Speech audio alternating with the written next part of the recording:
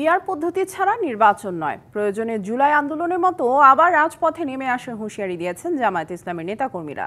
তারা বলছেন, ইসলামী দল ও তাদের মিত্র সংগঠনগুলো ঐক্য বজায় রেখে সামনের দিনে যে কোনো লড়াই সংগ্রামে প্রয়োজনে রাজপথে থাকবে। প্রত্যাশা করেন সরকার গঠনের।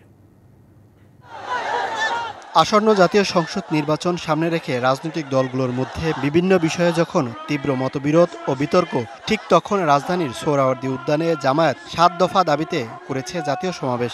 লক্ষ লক্ষ লোকের সমাগম, উদ্যান ছড়িয়ে পড়ে আশপাশের এলাকাতেও।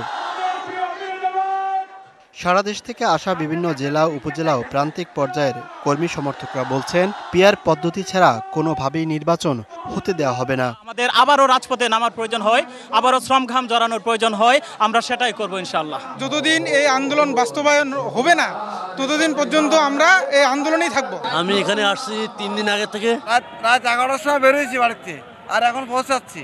কর্মীদের প্রত্যাশা, আসন্ন নির্বাচনে সরকার গঠন করবে জামায়াত ইসলামী। আমার বিশ্বাস, আগামী এই নির্বাচনে এই জামায়াত ইসলাম সরকার গঠন করবে এবং এই বাংলাদেশে ইসলামী রাষ্ট্র ব্যবস্থা কায়েম হবে।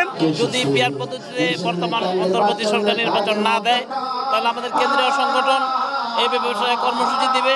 আমরা কেন্দ্রীয় কর্মসূচি অনুযায়ী ভবিষ্যতে পদক্ষেপ নেব। অবশ্যই জনগণ জামায়াত ইসলামের পক্ষে, একটা ন্যায় শৃঙ্খল রাষ্ট্র ব্যবস্থার পক্ষে, ইসলামের পক্ষে আসবে ইনশাআল্লাহ।